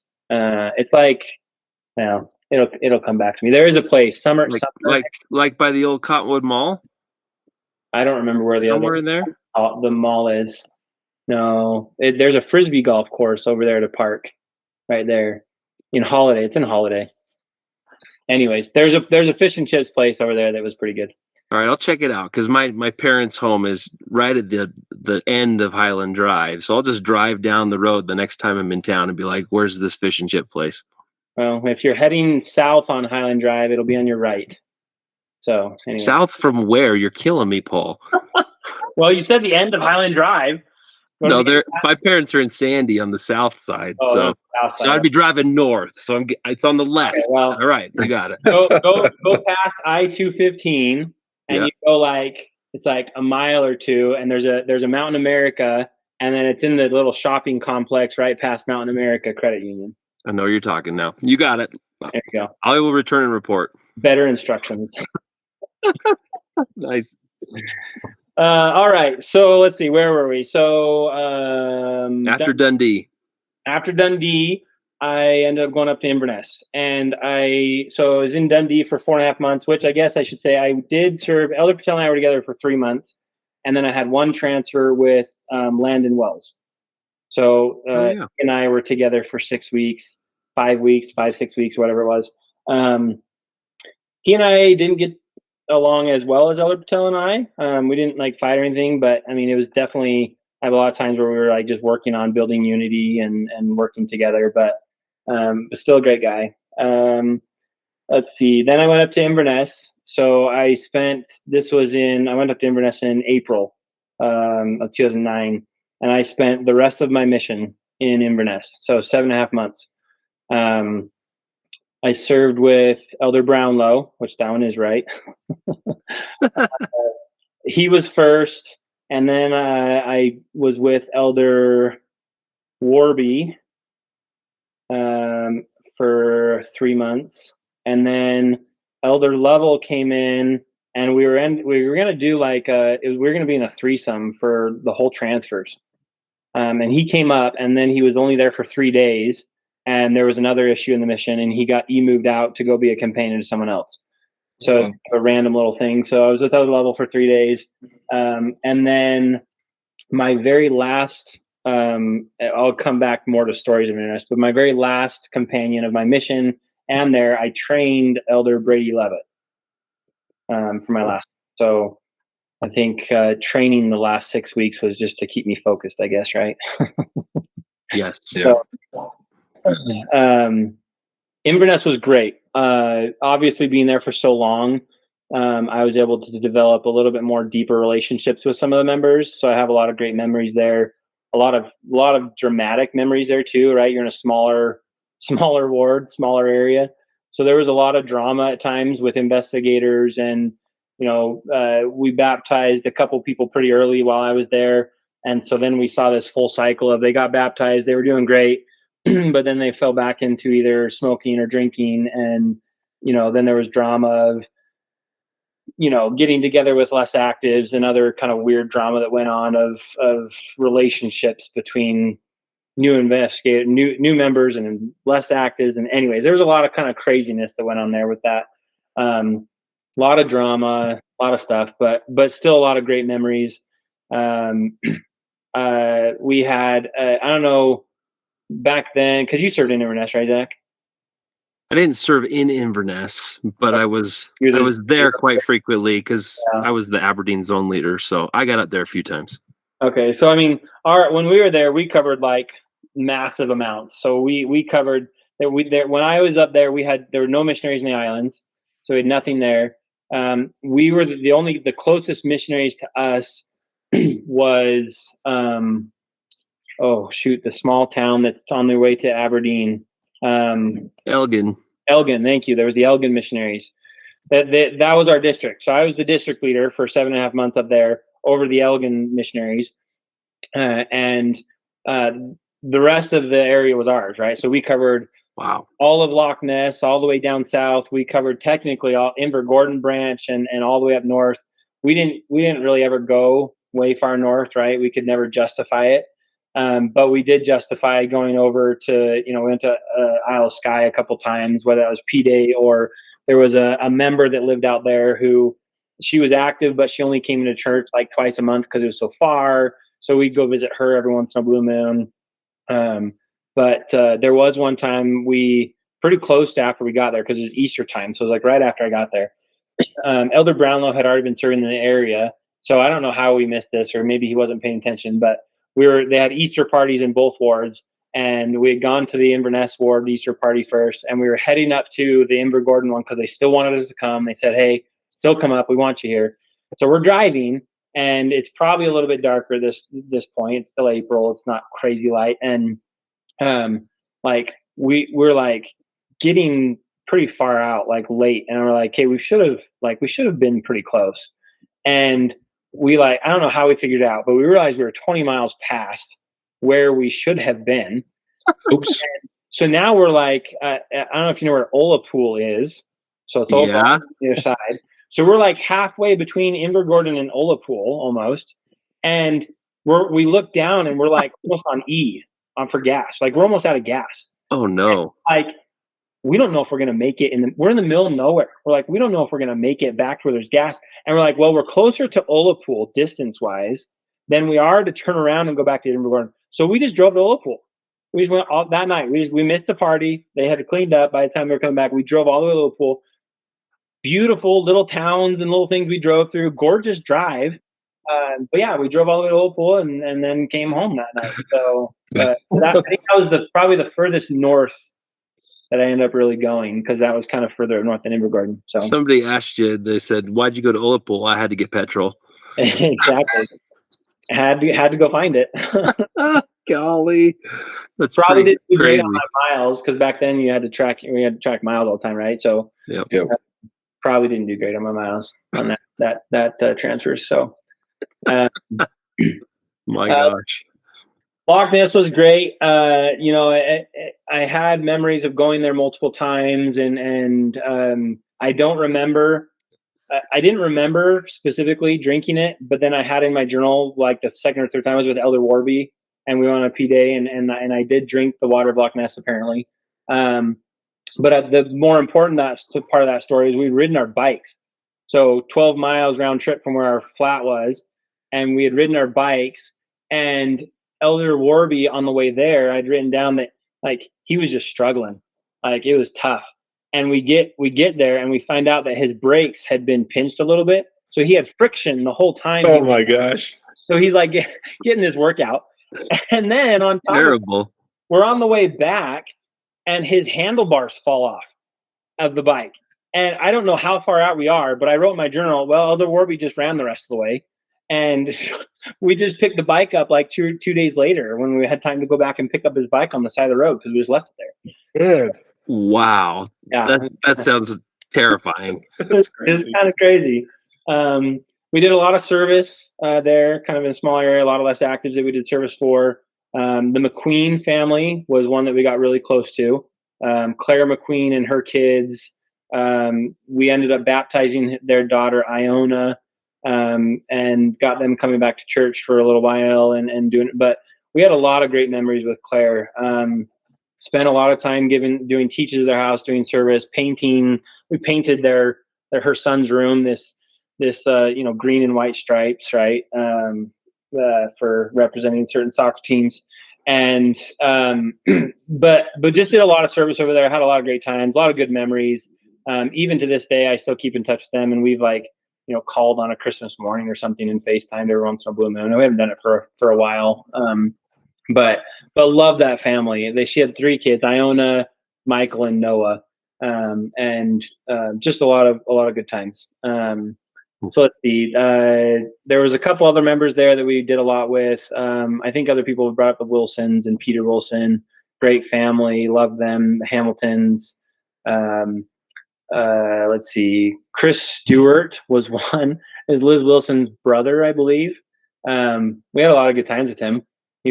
He wasn't active. He had a lot of drinking and smoking type of things going on.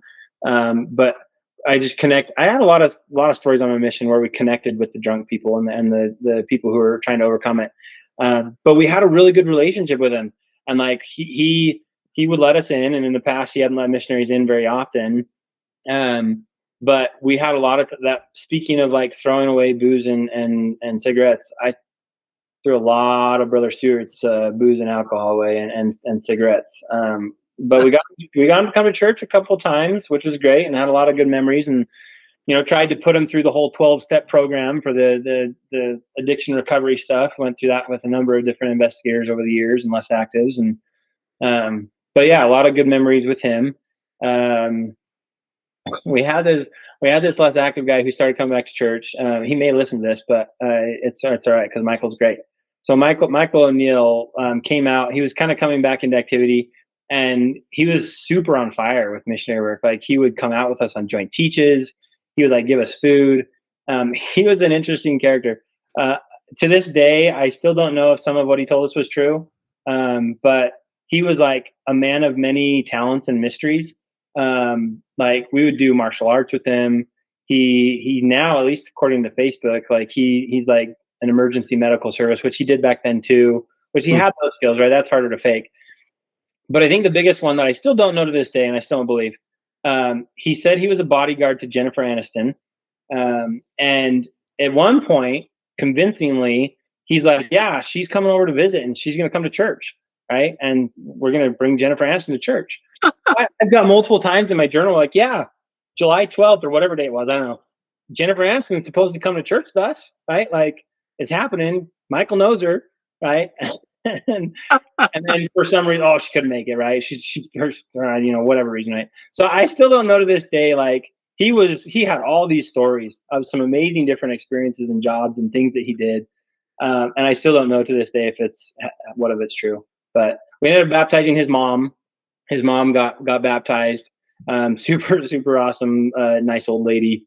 Very, very opinionated and protective of her son, and also had a temper sometimes. But she sadly passed away just a couple years ago. But yeah, I had a lot of fun teaching her. A lot of good memories with Michael. Even while we were there in 7.5 months, he had ups and downs and whatnot. But super great guy. Still see him on Facebook and have reached out every once in a blue moon. But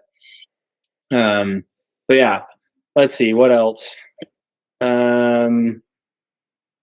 Sister Griffiths had a really good zone conference moment while we were in there, and it was it was at a time. This is after President Frederick left, right? It was at a time when there's all this drama going on with investigators and less actives, and there was accusations at different times of the missionaries getting too close to girls and all this stuff, and basically Sister Griffiths had this one moment in a zone conference, not speaking to our situation, but they basically just said, welcome to parenthood, right? Like, you're going to be in situations where you just have no control, and you really, really want to love them, and you want them to make good choices, and you want this and this and that.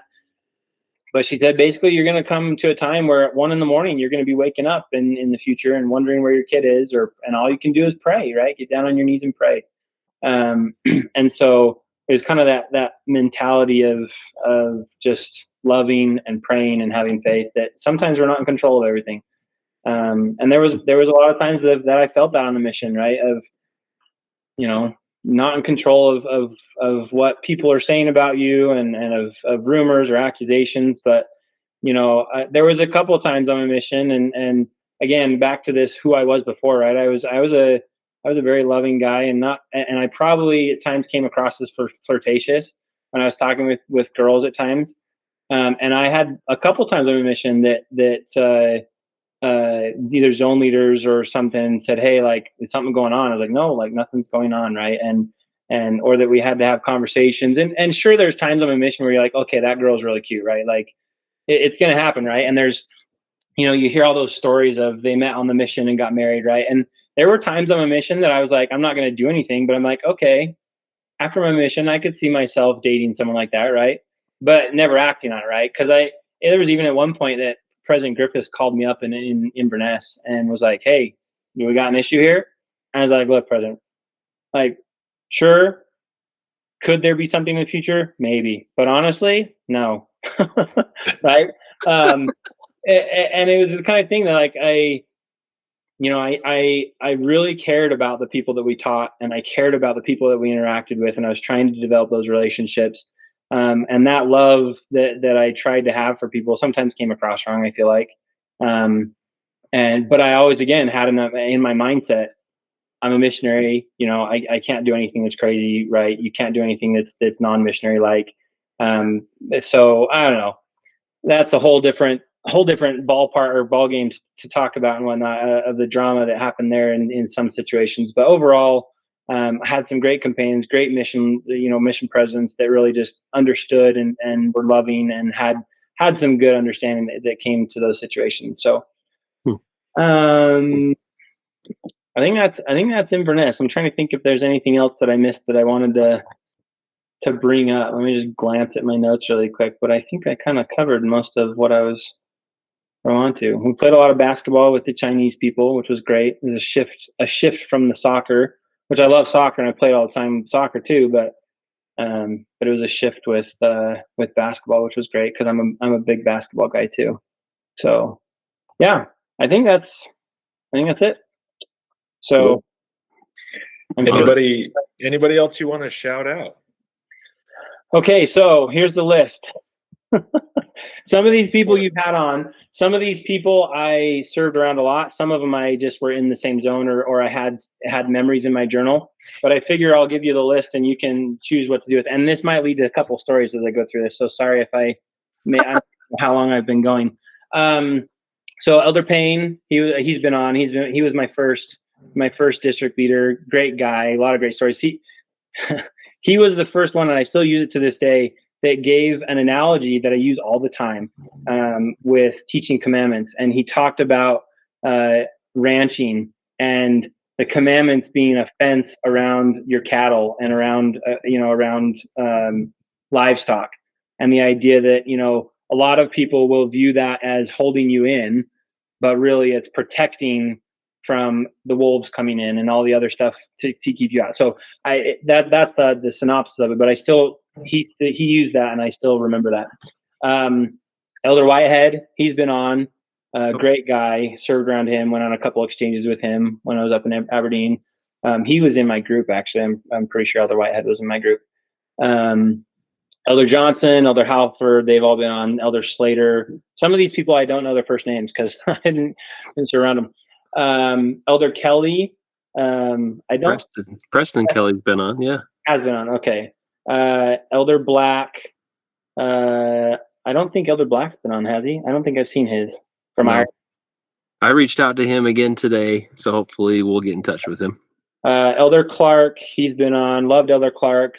Oh, I didn't talk a lot about this. So I'm a pretty musical guy. I sang a lot, but I did a lot of singing on my mission. Funnily enough, I'm surprised I didn't bring that up earlier, but a lot of opportunities to do like singing events and the Christmas programs and baptisms and church things with members and with Elder Patel and whatnot. And so a lot of singing opportunities. But Elder Clark was great because he obviously played the cello and whatnot. And I had a girlfriend in high school who played the cello, so I fell in love with the cello, and I love that instrument. And I can't remember if it was his or if it was Sister Cook, I think, played the cello too. But I got to play. There's the few little songs that I knew on the cello from my girlfriend in high school. But Cool. let's see, Elder Van Leuven, served around him a little bit. He was my zone leader at one point. I think zone leader or district leader. I can't remember which. Call him out because he keeps every time I message him, he's like, I don't know. The last time I talked to him, he was in the middle of he's going into like firefighter training. That was a couple months ago. So all right, well, I gave him some space. So Justin, come on the podcast. Yeah, come on, Justin. Justin was always super dynamic, right? Very outspoken, awesome guy. Justin, I obviously reached out to Zach and Jack, 14 months ago. So it takes me a while to get on too, but what you need to do is set a date, right? Goal, challenge you to set a date and work towards it, and you can always push it back. I pushed my date back like 3 times. So it's true. I can confirm that. Paul got us a date, and then he's like, "Wait, give me a few more weeks. How about another month?" And I was like, "Sure, Paul. We'll see if it happens." Well, but I'm glad we made it. My problem in the beginning was I had moved, right, and I couldn't find the box with all my mission journals, and I knew I had a bad memory, and I knew that I wasn't going to remember everyone, or I was going to miss something, and I wanted to make sure I had time to go through that. Now I say that, and then I still got busy during busy season here with them.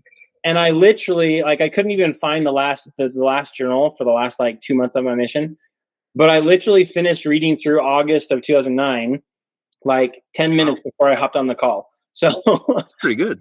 So I was pushing the line. Elder Peckham, Elder Tusher, I already talked about. Elder Demita, served around him. Elder Hamblin, served around him when he's in Kilmarnock. There was a different Elder Payne. I don't remember him, but I wrote in my journal that he came out in my group, and then I think for health reasons he ended up having to leave early. But that would have been when I think I was in probably Glasgow or Edinburgh. So he was out for a good 8 to 12 months before he went home. So anyways, there's that. Elder Mulford, he was, I think, an assistant when I was a zone leader. Elder Mulford was in my group. Has he been? He hasn't been on, has he? I don't think so. No. I didn't think so. Elder Mulford. Drew Allen. You guys have had him on. Spencer Chatland, super great guy. Spencer Chatland, he's very, very serious. Spencer's on our schedule. I think he's a couple weeks from now. Okay, I like Spencer. Tom Carlton, I went a couple exchanges with him, I think, when he was a district leader campaign or something. But Tom Carlton, Stephen Gardner, Chris Lee. I know Chris has been on. Elder Blake. There was an Elder Garner. I'm trying to remember his first name. I think it might have been Steve also. Elder Garner. Yeah, there was an American and an English Steve Gardner. We've had the American on, but not the. I have been in touch with the English Steve Gardner, but he's not. He's not ready. Okay, Elder Wong, you've had him on obviously, and then Elder Bat, I mentioned him. Elder Wells, Patel, Ho, I mentioned them. Elder Ashton, he's another one I served around. Elder Paternoster, I mentioned Elder Chung. It'd be kind of fun to get Elder Ho and Elder Chung would be fun to get on to get their experiences of building up Chinatown more, right? I mean, Elder Wong obviously served for 2 years in the same, Chinese speaking mission and did huge efforts to build that up. But it would be fun to get Elder Chung. He was from Taiwan.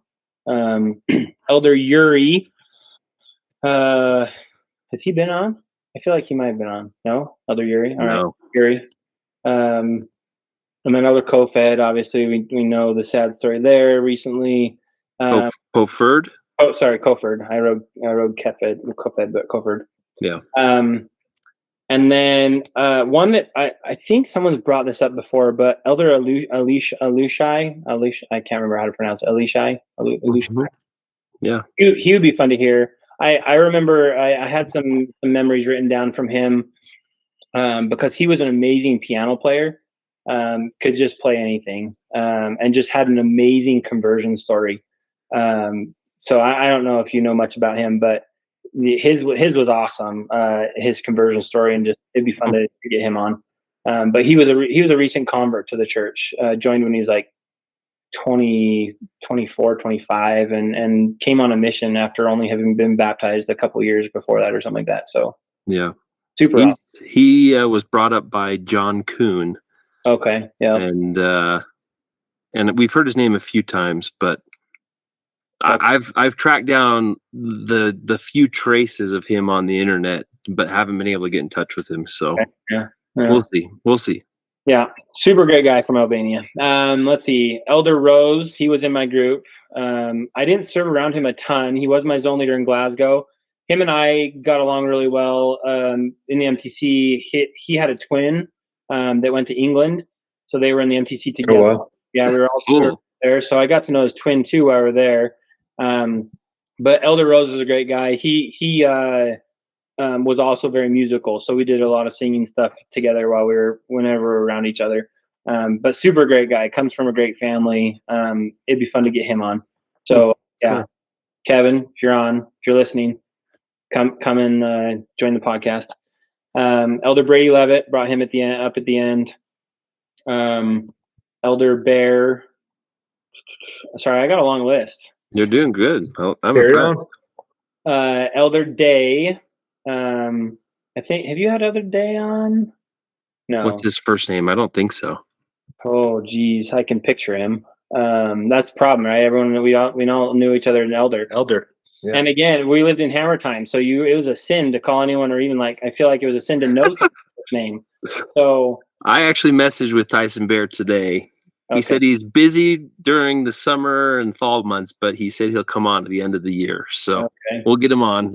We'll set a date like we did with you, Paul, and just work shoot for it. That's right. Just do like your mission, and like we were in Hammer time, set that date 2.5 weeks out, and push it back if you need. There you go. Yeah, I know you guys push and push. Elder Bonin, you had him on. I think I listened to his. Some of these other names, Elder Nilsson, Elder Hawkins. I talked about Elder Wells, Elder Ozard, Elder Farnsworth. I think there was 2 Farnsworths, if I remember right. Elder Willis. There was an Elder Whetstone. I remember Elder Whetstone, great guy. And Elder Brownlow, you guys have had Evan Slade on. There's an Elder Crockett. And then I mentioned Steve Warby on. Steve's from Cedar City. Steve, get on. I've tried to reach out to him before in the past, but I haven't gotten a response back from him. But again, I only have Facebook with him, I think. So, but yeah, Steve, if you're listening to this, get on. Elder Sperry. And then I already mentioned the sisters. So anyways, long list. That's a good list. That's, I think, my list of everyone that I had written down throughout my journals as I was tracking this. So that's great. So, yeah. Thank you. Yeah. Yeah. And if you do want to reach out to us, it's 51spylaw.com. There's a contact form there, or you can email us directly at the S.E.M podcast at 51spylaw.com. So, yeah. Or just look at your Facebook messages, because there's probably one from Zach Hewlett in there, and you're like, who the heck's that guy? It's the guy who wants you to be on the S.E.M podcast. Come on the podcast, and we'd love to have anybody. Exactly. Yep.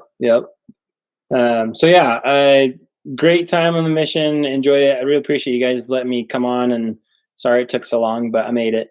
We're glad you made it.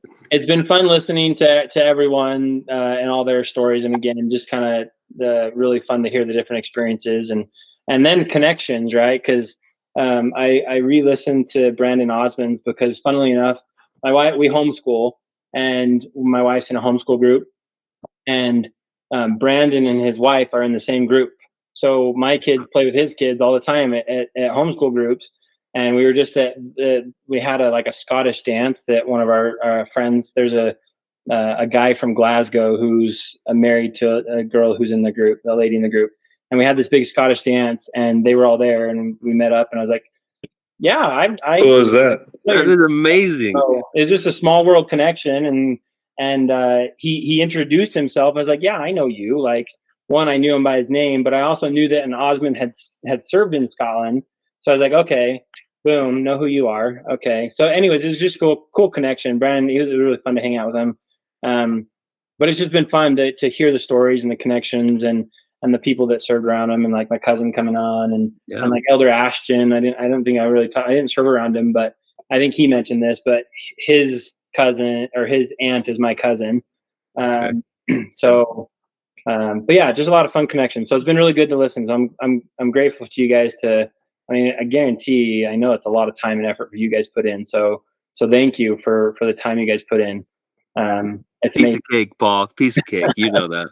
We love this. It's Jack and I have said this many times. It is truly a joy to sit down and hear the experiences, and then be able to reminisce and remember names with each other, and talk about our favorite places and areas that we served in, not at the same time, but different times.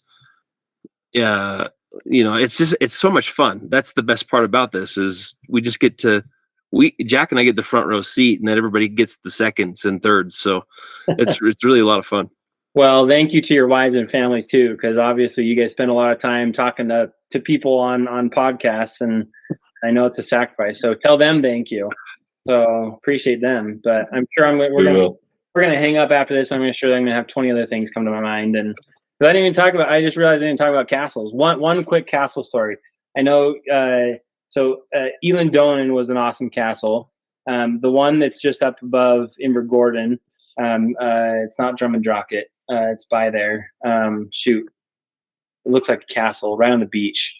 I always forget the name of it, but I can always look it up and find it. But anyways, that one's amazing. But the one fun one that I always love telling is the one that's like in the middle of Scotland. I don't even remember where it's at, but it's the one that in Monty Python and the Holy Grail. Have you guys been to that castle? You know about that one? No. The castle that they filmed Monty Python and the Holy Grail with the French guys on top and the coconuts, right? That castle is there. And it's just ruins. From the front, it looks pretty complete. The rest is in ruins, but you can go there and you can rent coconuts in the little visitor center. And while you go around touring the castle, you can use coconuts as you go around. So anyways, a lot of beautiful castles and fun stories there. But anyways. Is that the Balmoral Castle? That sounds right. Balmoral for the French one. Maybe that one's a full castle. It's not ruins. Or are you talking about the Invergordon one, or the one above Invergordon? No, this is the one that's in the middle of the world between. That's between like Montrose and Ben Nevis. That sounds right. It's literally. Really? I didn't go there. I went there with my wife afterwards. I didn't go there as a missionary. Okay. But that sounds familiar. I bet you if we research it later, that might be the one. But the one that I can't remember the one there. I am terrible at remembering the name of it. There's one up north of Invergordon, and it is like the most beautiful castle, and I absolutely love it because it's just a dream. And it's one that people come, some royalty comes to live in during some of the months. But it just has a beautiful. It's like right on the beach. When we went and visited a couple times on P days, and when I took my wife back, they have like falconry shows where they train falcons and stuff. And but anyways, I wish I could remember the name all the time because I always forget, because it is one of my favorites and I just space it all the time. Is it Dune? Nope. It's not Dune. Sorry, that's what Google just told me. They lied to me. Sorry.